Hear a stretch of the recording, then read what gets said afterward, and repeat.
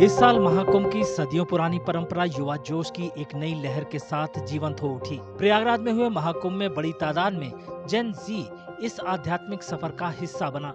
जेन जी यानी वे युवा जिनका जन्म 1990 के बाद और 2010 से पहले हुआ है।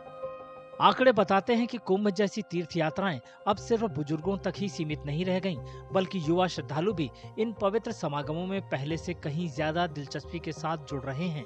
ऑनलाइन ट्रैवल प्लेटफॉर्म इक्सिगो के मुताबिक प्रयागराज महाकुंभ पहुंचे श्रद्धालुओं में से 50% की उम्र 30 साल से कम थी। वहीं 20 से 25 साल की उम्र के 26% युवा आस्था की डुबकी लगाने पहुंचे। The most surprising or stark insight for me was that Kumbh was not just a phenomena where you would have assumed that it will be the older or the millennials, 40 plus slash 50 plus would be in bulk. That's what people would assume. But on the bus side, at least, our data revealed that Gen Z was leading the charge there. And in terms of 20 to 25-year-old, they constituted almost 26% of our bookings. And if we look at less than 30 years old, then almost half of the bookings came from Indians who were less than 30 years old who were traveling to that region during the Kumbh.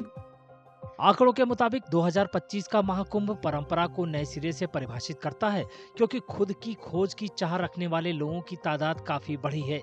Railway booking के सबसे दिलचस्प रुझानों में से एक ये है कि 60% श्रद्धालुओं ने अकेले यात्रा की। ये समूह में सफर करने वालों के मुकाबले काफी ज्यादा है। The other interesting thing is solo travelers, even on the train side, right? Which is again an indication of younger population that was booking these trips. On the train side, solo travelers made almost 60% of the bookings during this period, right? Which is again a significant shift of travel behavior we saw during this time.